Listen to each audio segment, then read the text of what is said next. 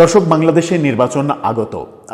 নির্বাচন কিভাবে হচ্ছে, কারা করছেন, সেই আলোচনা যেমন রয়েছে, তেমনি তারেক রহমানের প্রত্যাবর্তন, দেশে প্রত্যাবর্তন, এটা একটা আলোচনার কেন্দ্রবিন্দুতে পরিণত হয়েছে। তারেক রহমানের প্রত্যাবর্তনে রাজনৈতিক অঙ্গনে একটা বড় পরিবর্তন হয়েছে। তারেক রহমানের প্রত্যাবর্তনটাকে ভারত কিভাবে দেখছে সেই প্রশ্নের উত্তর খুঁজেছি আমরা রণধীর জয়সওয়ালের মন্তব্যের পরিপ্রেক্ষিতে। গতকালকে একটা ভিডিওতে আলোচনা করেছিলাম। তার ভাষ্যটাও এরকম আশ্চর্যজনকভাবে হলেও তার ভাষ্যটাও এরকম উঠে এসেছিল যে তারেক রহমানের প্রত্যাবর্তনটাও একটা সুষ্ঠু গণতান্ত্রিক অন্তর্ভুক্তিমূলক অংশগ্রহণমূলক নির্বাচনের ইঙ্গিত।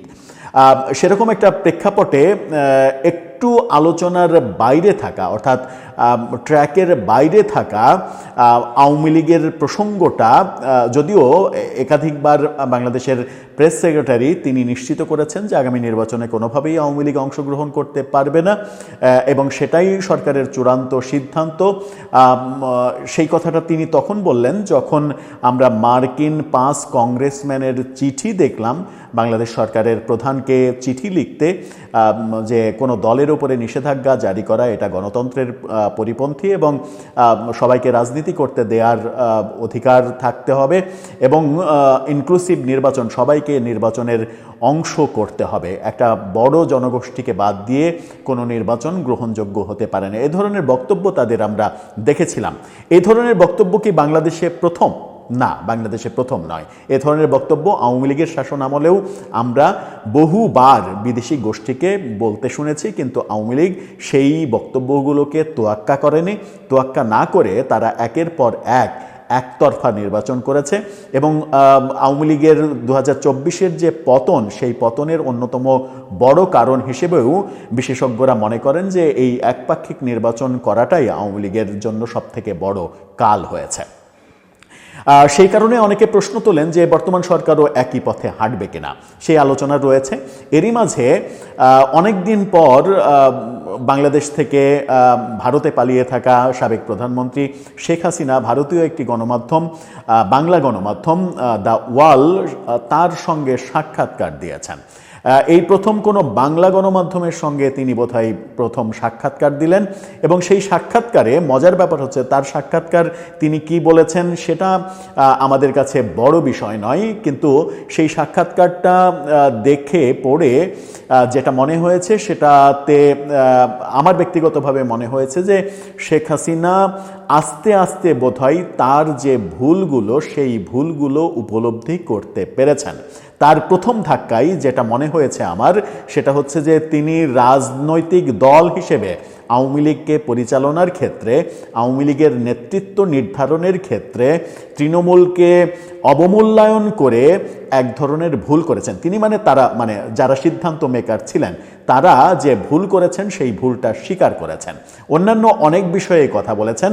2-3টা স্পেসিফিক বিষয়ে আলোচনা করে বোঝার চেষ্টা করব শেখ হাসিনা কোন কোন পয়েন্টে মনে করছেন যে তার ক্ষমতায় থাকাকালীন সময়ে এই ব্যাপারগুলো তার ভুল হয়েছে এবং তার ভুলের খেসারতটা এখন দিতে হচ্ছে এবং তিনি সেই ভুলগুলো কাটিয়ে উঠতে চাইছেন। এটা একটা পজিটিভ সাইন যে ভুলগুলো কাটিয়ে উঠতে চাওয়া। যে কোনো মানুষই ভুল করতে পারে, কিন্তু ভুলগুলো যদি কাটিয়ে উঠতে চায় কেউ, তাহলে বোধহয় অনেকখানি অপরাধ থেকে মুক্তি পাওয়ার একটা ব্যাপার থাকে। কি বললেন শেখ হাসিনা, কোন কোন ক্ষেত্রে, অন্তত দল পরিচালনার ক্ষেত্রে কোন কোন বিষয়ে তার ভুল হয়েছিল বলে এই সাক্ষাৎকার থেকে আমরা জানতে পারি। চলুন একটু বুঝে দেখি। সাথে আরও কি বললেন বর্তমান সরকার প্রসঙ্গে, আগামী নির্বাচন প্রসঙ্গে কি বলার চেষ্টা করলেন সেগুলো ছোট্ট করে বলার চেষ্টা করব। মূলত তার ভুল এবং এক ধরনের অনুশোচনার ব্যাপারগুলো বেরিয়ে আসলো কিনা এই সাক্ষাৎকারে সেগুলো বোঝার চেষ্টা করব। থাকবেন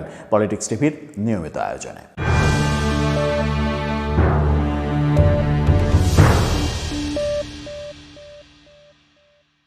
দর্শক, বলছিলাম অনেকদিন পর শেখ হাসিনা আবারও একটা গণমাধ্যমে সাক্ষাৎকার দিয়েছেন। সেই সাক্ষাৎকারে অনেকগুলো বিষয়ে কথা বলেছেন। অ্যাজ ইউজুয়াল অনেক কথা রয়েছে, সেগুলো নিয়ে আমরা মাথা ঘামাতে চাই না। মূলত দল পরিচালনার ক্ষেত্রে যে ভুলগুলো তার এবং তার দলের শীর্ষ নেতাদের ছিল সেগুলো এই সাক্ষাৎকারে উঠে এসেছে, যেটা আমার কাছে ব্যক্তিগতভাবে মনে হয়েছে যে এই যে ভুল স্বীকার করা কিংবা ভুল অনুধাবন করার ব্যাপারটা, এটা একটা পজিটিভ সাইন। যদি তিনি কিংবা তার সর্বোচ্চ পর্যায়ের নেতারা সত্যি সত্যি তার ভুলগুলো উপলব্ধি করতে পারেন, তাহলে মনে হয় সেই ভুল থেকে বেরিয়ে আসাটা তাদের জন্য সহজ হবে। ভুলগুলো কি? দ্য ওয়াল থেকে প্রশ্ন করা হয়েছিল, তৃণমূলের কর্মী সমর্থকেরা সংগঠনে পরিবর্তন চান, অপ্রিয় নেতাদের অপসারণ চান। আপনি কি এই রাজনৈতিক দুর্ঘটনা থেকে শিক্ষা নিয়ে দলে কোনো সংশোধন পরিবর্তনের কথা ভাবছেন?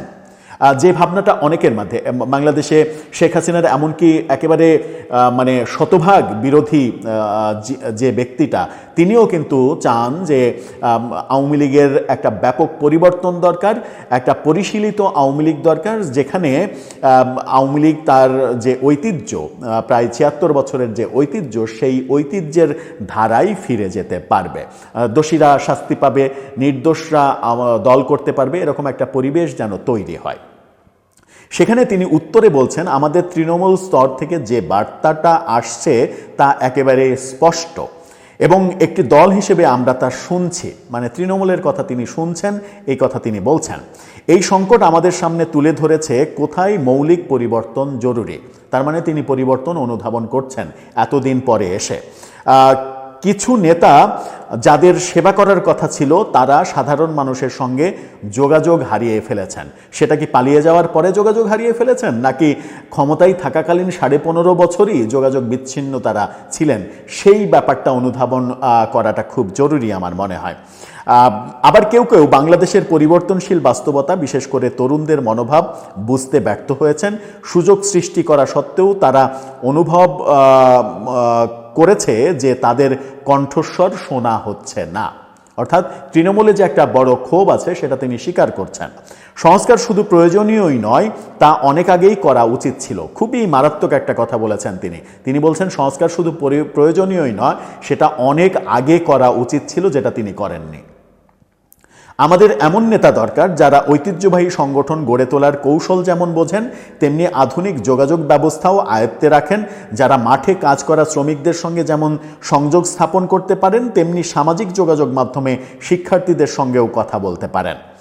যে দল আমাদের স্বাধীনতা সংগ্রামে নেতৃত্ব দিয়েছে এবং আধুনিক বাংলাদেশ গড়ে তুলেছে, তাকে প্রমাণ করতে হবে যে নীতির সঙ্গে আপোষ না করেই সে পরিবর্তনের সঙ্গে খাপ খাইয়ে নিতে পারে। এর অর্থ হলো শক্তিশালী জবাবদিহির ব্যবস্থা গড়ে তোলা এবং নিশ্চিত করা যে আমাদের স্থানীয় নেটওয়ার্কগুলো শুধু ভোট সংগ্রহের যন্ত্র না হয়ে মানুষের উদ্বেগ ও দাবি নেতৃত্বের কাছে পৌঁছে দেওয়ার প্রকৃত মাধ্যম হিসেবে কাজ করে। এই সাক্ষাৎকারের পরিপ্রেক্ষিতে আরও দুইটা পয়েন্টে কথা বলবো। এই সাক্ষাৎকারের পরিপ্রেক্ষিতে আওয়ামী লীগের আর এক নেতা, সম্ভবত তার নাম আমিনুল ইসলাম কিংবা আমিনুল হক, তিনি ওয়ালকে বলেছেন যে দেরিতে হলেও নেত্রী হয়তো সত্যিকার অর্থেই অনুধাবন করতে পেরেছেন যে তাকে কেন্দ্র করে একটা দেয়াল তৈরি করা হয়েছিল, যে দেয়াল তৃণমূলকে কিংবা সাধারণ মানুষকে, সাধারণ যারা আওয়ামী লীগ করতো তাদেরকে কেন্দ্র পর্যন্ত পৌঁছতে দেয়নি। এই দেয়ালে কারা ছিলেন? এই দেয়ালে এইচটি ইমাম ছিলেন। এইচটি ইমাম তো এখন মারা গেছেন। এইচটি ইমাম তো সেই ব্যক্তি যিনি বঙ্গবন্ধুর হত্যাকাণ্ডের পর মোস্তাকের শপথ অনুষ্ঠান পরিচালনা করেছিলেন। তো মোস্তাকের শপথ অনুষ্ঠান পরিচালনা যিনি করেছিলেন, তিনি যদি শেখ হাসিনার সব থেকে বিশ্বস্ত মানুষে পরিণত হন এবং আওয়ামী লীগের এবং শেখ হাসিনার প্রধান উপদেষ্টা হয়ে যান এবং দলের এবং সরকারের দ্বিতীয় প্রধান শক্তিশালী ব্যক্তি হিসেবে আবির্ভূত হন, তাহলে আওয়ামী লীগ ডে ওয়ান থেকে, মানে 2008-এর নির্বাচনের পর থেকে ভুল পথে ছিল, এটা তো স্পষ্ট করে বলা যায়। আবার কোনো সাম্প্রদায়িক দলের উপদেষ্টা হিসেবে, বিভিন্ন প্রতিষ্ঠানের উপদেষ্টা, একটা পত্রিকার, একটা ইংরেজি পত্রিকার সম্পাদক, তাকে তিনি তার তথ্য উপদেষ্টা বানালেন এবং তাকে তথ্য উপদেষ্টা বানিয়ে যে মেসেজটা দিলেন সেটা হচ্ছে যে তার কাছে সাম্প্রদায়িক শক্তিরাও ভিড়তে পারে। তিনি যেটা করলেন সেটা হচ্ছে যে ধর্মের রাজনীতি বাংলাদেশে প্রতিষ্ঠিত, এটাকে অস্বীকার করা যাবে না। এই কারণে তিনি অন্য অনেকের কথা না শুনে, এমনকি সৈয়দ আশরাফের মতো নেতাদের কথা না শুনে তিনি কওমি জননী উপাধি নিলেন। কওমি জননী উপাধি নেয়ার ফলে তার কি কোনো রাজনৈতিকভাবে লাভ হয়েছে, নাকি 24-এর আন্দোলনে আমরা দেখেছি যে যাদের জননী হয়েছিলেন তিনি, তারাই তার পতনের আন্দোলনে সব থেকে বড় ভূমিকা রেখেছে? এরকম অনেক প্রসঙ্গ আসলে সামনে এসে যায়। আওয়ামী লীগে কারা মন্ত্রী হয়েছে? ব্যবসায়ী, রিফিউজি, চোর, বাটপার, এদেরকে মন্ত্রী বানানো হয়েছে। এদেরকে মন্ত্রী বানিয়ে একটা দুর্নীতির স্বর্গরাজ্য বানানো হয়েছে। বিদ্যুৎ মন্ত্রণালয়ে কি হয়েছে আমরা সবাই জানি, আইসিটি মন্ত্রণালয়ে কি হয়েছে আমরা জানি। একজন ব্যবসায়ীকে ধরে নিয়ে এসে পররাষ্ট্র মন্ত্রণালয়ের দায়িত্ব দিয়ে দেওয়া হয়েছে, যার পররাষ্ট্র মন্ত্রণালয় সম্পর্কে কোনো জ্ঞান থাকার কথা নয়। তাকে সেটা বানিয়ে দিয়ে সারা বিশ্বে তার বিজনেস বড় করার একটা মেকানিজম তার হাতে তৈরি করে দেওয়া হয়েছে, এবং তিনি 10 বছর সেই মন্ত্রিত্ব, 10.5 বছর সেই মন্ত্রিত্ব পালন করে তিনি সারা বিশ্বে নিজের ব্যবসা ফেদে বসেছেন। এবং এখন 2024-এ আওয়ামী লীগ সরকার পতনের ঠিক আগেই তিনি দেশের বাইরে পালিয়ে গেছেন এবং পালিয়ে এখন রাশিয়াতে অবস্থান করছেন। এদেরকে যদি মন্ত্রী বানানো হয়, এখন আইসিটি মন্ত্রণালয়ে কি হয়েছে আমরা সবাই জানি। আইসিটি মন্ত্রণালয়ের হাজার হাজার কোটি টাকা যেভাবে লোপাট হয়েছে এই জুনায়েদ আহমেদ পলকের মাধ্যমে, এই পলকরা যারা অভিযোগ রয়েছে, আওয়ামী লীগের মধ্যেই অভিযোগ রয়েছে যে জামাত শিবিরের লোকজনকে দিয়ে তিনি আওয়ামী লীগ ক্ষমতায় থাকাকালীনই তিনি তার রাজনীতি করেছেন, এলাকার রাজনীতি করেছেন। এই কথাগুলো কিন্তু আওয়ামী লীগের লোকদেরই কথা, এগুলো কোনোভাবেই আমার কথা না। তো আওয়ামী লীগের লোকরাই যখন এই কথাগুলো বলছে, তখন অনেক দিন থেকে আলোচনা হচ্ছিল যে এই ভুলগুলো আওয়ামী লীগের সভানেত্রী স্বয়ং তিনি উপলব্ধি করতে পারবেন কিনা। 16 মাস পরে, সরকার পতনের 16 মাস পরে দ্য ওয়ালের সঙ্গে সাক্ষাৎকারে এই অংশটা, এই প্রশ্নের উত্তরে মনে হলো যে তিনি অবশেষে অনুধাবন করতে পেরেছেন যে তিনি ভুল মানুষদের বড় বড় জায়গায় বসিয়েছিলেন, এবং সেই বড় বড় জায়গায় বসানোর খেসারত দলকে দিতে হয়েছে, এবং দল একেবারে নিঃশেষ হয়ে গেছে। আওয়ামী লীগের প্রতিটা, আপনি যদি ছাত্রলীগের কথা ভাবেন, আওয়ামী লীগের কথা ভাবেন, প্রতিটা নেতা যাদেরকে ক্ষমতাবান বানানো হয়েছে তারা নিজেদের ভাই লীগ বানিয়েছে। আওয়ামী লীগ না বানিয়ে তারা ভাই লীগ বানিয়েছে। ভাই লীগ বানাতে গিয়ে বিভিন্ন জায়গায় থেকে টোকাই ধরে নিয়ে এসে নিজের শক্তি বাড়িয়েছে, নিজেদের লুঙ্গি কাপড়ের নিচে রেখে তাদেরকে রাজনীতি করার সুযোগ দিয়েছে। যার ফলে আমরা দেখেছি 2024-এর যে পতন, যে আন্দোলন, সেই আন্দোলন এবং পতনের পরে লুঙ্গির নিচ থেকে বেরিয়ে এসে অনেকেই বিপ্লবী সাজতে আমরা দেখেছি। তাদেরকে কিন্তু আওয়ামী লীগ রাজনীতি করিয়েছে এবং বড় বড় জায়গায় তাদেরকে প্রমোট করেছে।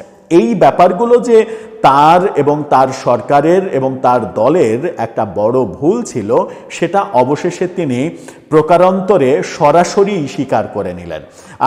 তার ব্যাপারে অনেক সমালোচনা আছে, অনেক ব্যাপার রয়েছে, অনেকে অনেক সমালোচনা করেন, কিন্তু সেই সমালোচনা আমিও করি। সেই সমালোচনাগুলোর মধ্য থেকে একটা পজিটিভ দিক খুঁজে পাওয়া গেল যে তিনি নিজের ভুলটাকে বুঝতে পারছেন এবং স্বীকার করছেন যে এই ভুলটা হয়েছে, যেটা প্রথমেই বলছেন যে প্রয়োজনীয় না শুধু, তা অনেক আগেই করা উচিত ছিল। দলের যে পরিবর্তনটা, সেই পরিবর্তনটা অনেক আগেই করার উচিত ছিল। তিনি সৈয়দ আশরাফের মতো একেবারে নির্ভেজাল একজন মানুষকে সরিয়ে দিয়ে ওবায়দুল কাদেরের মতো বিতর্কিত একজন ব্যক্তিকে দলের সাধারণ সম্পাদক বানিয়েছেন। যার ফলে কি হয়েছে, 24-এর আন্দোলনের সময় এই ওবায়দুল কাদেরের মুখে আমরা শুনেছি পালাবো না, কোথায় পালাবো, ফখরুল সাহেবের বাড়িতে গিয়ে উঠব। এখন সেই পতনের পরে ফখরুল সাহেবের বাড়িতে ওঠা নিয়ে আমরা বিরোধী পক্ষের গান বাঁধতে দেখেছি। তারা গান বেঁধে গান গেয়েছে এবং তিনি বলেছেন যে এই দুষ্কৃতকারী যারা আন্দোলন করেছে তাদেরকে বলেছেন দুষ্কৃতকারী। এই দুষ্কৃতকারীদের ঠেকাতে আমার ছাত্রলীগই যথেষ্ট। এই যে এই ধরনের কথা বলে দলকে এবং সরকারকে বিপদে ফেলেছেন, এই বিপদে ফেলা এই ধরনের কথা শুধুমাত্র তিনিই বলেছেন তা না, শেখ হাসিনাও তো কম বলেননি। শেখ হাসিনার বিভিন্ন কথা অনেকেই বলেন যে বিখ্যাত একজন মানুষ যিনি বঙ্গবন্ধুর খুব কাছাকাছি ছিলেন, আব্দুল গাফফার চৌধুরী, তাকে আওয়ামী লীগ কিন্তু মূল্যায়ন করতে পারেনি। এই 15.5 বছরের আওয়ামী লীগ তার মৃত্যুর আগ পর্যন্ত আব্দুল গাফফার চৌধুরীকে মূল্যায়ন করতে পারেনি। কারণ হচ্ছে আব্দুল গাফফার চৌধুরী শেখ হাসিনার সমালোচনা করতেন। তিনি একসময় বলেছিলেন যে আওয়ামী লীগের আসলে কোনো শত্রু নেই, শেখ হাসিনার কোনো শত্রু নেই, শেখ হাসিনার সবথেকে বড় শত্রু হচ্ছে তার মুখ। তিনি যদি তার মুখের ভাষাটা পরিবর্তন করতে পারেন, এগ্রেসিভ কথা না বলে যদি একটু সহনীয় কথা চর্চা করতে পারেন, সহনীয় কথা বলেন, তাহলে তার শত্রু সৃষ্টি হওয়াটা খুব কঠিন, আওয়ামী লীগের শত্রু সৃষ্টি হওয়াটা কঠিন। তার মানে হচ্ছে যে শুধুমাত্র ওবায়দুল কাদেরকে দোষারোপ করলে হবে না, তিনি নিজেও কখনো কখনো অনেক বড় বড় সংকট তৈরি করেছেন। যেমন হ্যাঁ, বলতে পারেন যে অপব্যাখ্যা হয়েছে যে রাজাকারের নাতিপুতিরা এটা পাবে কিনা, মুক্তিযোদ্ধার নাতিপুতিরা পাবে না তো রাজাকারের নাতিপুতিরা এটা পাবে কিনা। হ্যাঁ, বলা যেতেই পারে যে এটার অপব্যাখ্যা করা হয়েছে। তিনি যেভাবে বলেছেন তার অপব্যাখ্যা করে এটাকে বলা হয়েছে যে ছাত্রদেরকে বলা হয়েছে রাজাকারের নাতিপুতি। তো অপব্যাখ্যা করার সুযোগ আপনি দিলেন কেন? ওইরকম একটা সেন্সিটিভ টাইমে একজন প্রধানমন্ত্রী আপনি একটা কথার অপব্যাখ্যা করার সুযোগ দেওয়া তো উচিত হয়নি। ওই একটি কথাই আন্দোলনকে চাঙ্গা করে দিল। তার মানে হচ্ছে যে আপনাকে কথা বলার সময়, বাক্য প্রয়োগের সময় অনেক বেশি সাবধানী হতে হয়। যে ব্যাপারটা মানে একেবারে স্বয়ং সর্বোচ্চ নেতা থেকে শুরু করে একেবারে ছাত্রলীগের নেতা পর্যন্ত কেউই সেটা মনে করেননি, কাউকে পরোয়া করেননি, আন্দোলনকে গুরুত্ব দেননি, আন্দোলনকে বলেছেন যে এটা তুড়ি মেরে উড়িয়ে দেওয়া যায়। এই যে তুড়ি মেরে উড়িয়ে দিতে চেয়েছেন এবং প্রশাসন ব্যবহার করে করতে চেয়েছেন, যখন আপনার রাজনৈতিক দল একেবারে পঙ্গু অবস্থায় চলে গেছে, রাজনৈতিক দল ধ্বংস হয়ে গেছে, কারণ হচ্ছে যাদেরকে এমপি বানিয়েছেন, যাদেরকে নেতা বানিয়েছেন, এই এমপি এবং নেতারা আওয়ামী লীগের প্রকৃত যারা মানে শুভাকাঙ্ক্ষী কিংবা আওয়ামী লীগের প্রকৃত যারা দরদি, তাদেরকে দূরে ঠেলে দিয়েছে। তাদেরকে দূরে ঠেলে দিয়ে নিজেদের ভাই লীগ বানানোর জন্য বাইরে থেকে হায়ার করে একটা বাহিনী তৈরি করেছে, একটা বলয় তৈরি করেছে। সেটাই সবচেয়ে বড় সর্বনাশ করেছে। আবার যদি মুক্তিযুদ্ধের পক্ষের কথা বলি কিংবা প্রগতিশীলতার কথা বলি কিংবা ধর্মনিরপেক্ষতার কথা বলি, তাহলে আপনি দেখবেন যে আওয়ামী লীগের 15.5 বছরে আপনি খোঁজ নিয়ে দেখেন সারা দেশে এমপি, উপজেলা চেয়ারম্যান, ইউনিয়ন চেয়ারম্যান, এদের বিভিন্ন বায়োডাটা সংগ্রহ করেন। এদের বায়োডাটা খুঁজলে আপনি পাবেন যে এরা কোন ওয়াজ মাহফিলে কত টাকা ডোনেশন দিয়ে প্রধান অতিথি হবে সেই মানে করেছে, সেই প্রতিযোগিতা করে তারা ওয়াজ মাহফিলের প্রধান অতিথি হয়েছে। এবং সেই সব ওয়াজ মাহফিলে জাতিগত বিদ্বেষ ছড়ানো হয়েছে, হিন্দুদের নামে যাচ্ছে তাই কথা বলা হয়েছে। এই ব্যাপারগুলো তারা উপভোগ করেছেন, তারা কন্ট্রোল করার পরিবর্তে উপভোগ করেছেন। এখন বলা হচ্ছে যে প্রফেসর ইউনূস সরকারের আমলে হিন্দু নির্যাতন হচ্ছে। কেন আওয়ামী লীগের আমলে হিন্দু নির্যাতন হয়নি? হয়েছে তো। এবং আপনারা প্রধান অতিথির চেয়ারে বসে থেকে যে ওয়াজ করছে তার মুখ থেকে হিন্দুদের নামে যাচ্ছে তাই বাজে কথা বলা হয়েছে, সেটা ঠেকানোর চেষ্টা করা হয়নি, একটা প্রতিবাদও করা হয়নি। আমরা দেখেছি যে শহীদ মিনারে ফুল দিয়ে, শহীদ মিনারে 21শে ফেব্রুয়ারির প্রথম প্রহরে শহীদ মিনারে ফুল দিয়ে শহীদ মিনারে দোয়া খায়েরের রেওয়াজ চালু করেছে আওয়ামী লীগের নেতারা। তাহলে আপনি আপনার প্রতিপক্ষ কিংবা সাম্প্রদায়িক শক্তিকে কিভাবে দোষ দেবেন যে সাম্প্রদায়িক শক্তি এই দেশটাকে ধ্বংস করে দিল, সাম্প্রদায়িক শক্তি মুক্তিযুদ্ধের চেতনাকে ধ্বংস করে দিল, কিংবা অসাম্প্রদায়িক রাজনীতি কিংবা ধর্মনিরপেক্ষতার রাজনীতিকে শেষ করে দিল? তার আগে আমার মনে হয় যে নিজেদের যে কাজগুলো, নিজেদের কৃতকর্মগুলোর একটা লিস্ট করা উচিত। লিস্ট করে সেগুলো থেকে যেগুলো দূষিত, পচা, দুর্গন্ধযুক্ত সেগুলো বাদ দিয়ে সামনে এগোনোর চেষ্টা করা উচিত। এত কথা বলছি এই কারণে যে তার এই কথাটা, মানে নিজের ভুল স্বীকার করতে পারার এই কথাটা ব্যক্তিগতভাবে আমার ভালো লেগেছে বলেই এত কথা বলা। অন্য আরেকটা প্রসঙ্গে তিনি কথা বলেছেন, আর দুইটা প্রসঙ্গে ছোট্ট করে বলি। তিনি বলেছেন আপনার পুত্র কন্যা যথাক্রমে জয় এবং পুতুলকে দলের সামনের সারির নেতৃত্বে নিয়ে আসুন, দলের অন্যান্য গুরুত্বপূর্ণ পদেও নিচু তলার কর্মীরা নতুন নেতৃত্ব চাইছেন, আপনি কি ভাবছেন?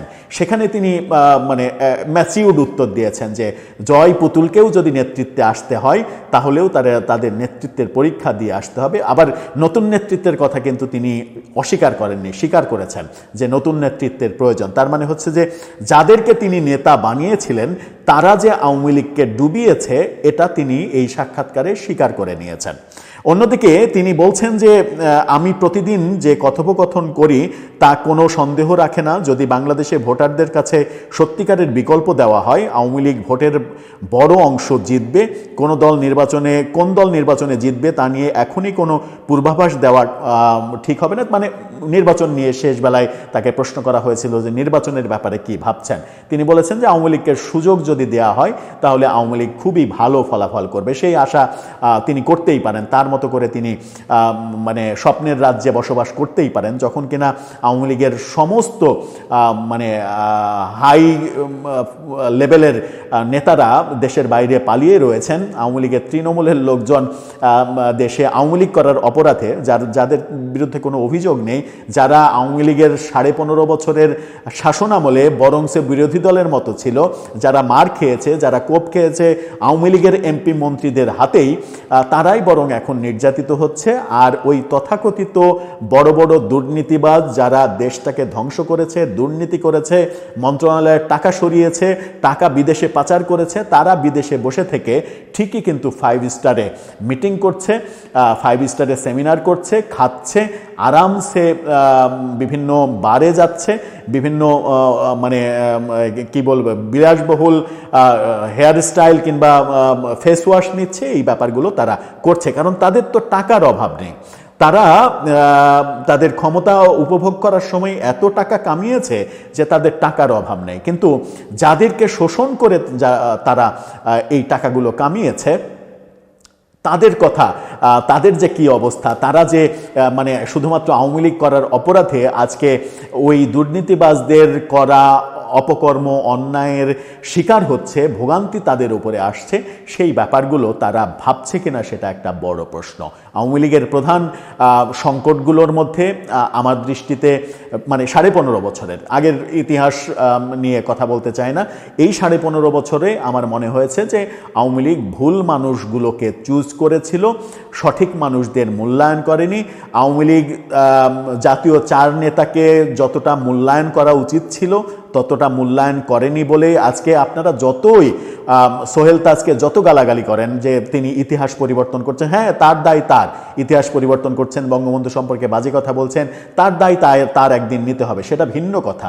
কিন্তু সোহেল তাজরা কেন খেপে যান সেটার প্রশ্নের উত্তর খুঁজতে হলে আপনাকে তার একটু আগে যেতে হবে, যখন সৈয়দ আশরাফের মতো একেবারে ক্লিন ইমেজের নেতাকে সাধারণ সম্পাদকের পদ থেকে সরিয়ে দিয়ে ওবায়দুল কাদেরের মতো বিতর্কিত নেতাদের সাধারণ সম্পাদক বানিয়েছেন এবং আরও অনেক বড় বড় জায়গায় করেছেন। এইচটি ইমামকে দলের প্রধান উপদেষ্টা বানিয়েছেন, যিনি কিনা বঙ্গবন্ধু হত্যাকাণ্ডের পরে মোস্তাকের শপথ অনুষ্ঠান পরিচালনা করেছিল। দর্শক, আপনার কি ভাবনা, আপনার মতামত জানিয়ে লিখতে পারেন। তবে লেখার আগে নিশ্চিত করেই এই তিতা কথাগুলোর আগে পিছে পরে ওপরে নিচে ভেবে তারপরে নিশ্চয়ই মন্তব্য করবেন এবং সত্য উপলব্ধি করবেন। সত্য উপলব্ধি করে আপনার মতো করে আপনি ব্যাখ্যা দাঁড় করাবেন, সেই প্রত্যাশা রইল। থাকবেন, ভালো থাকবেন।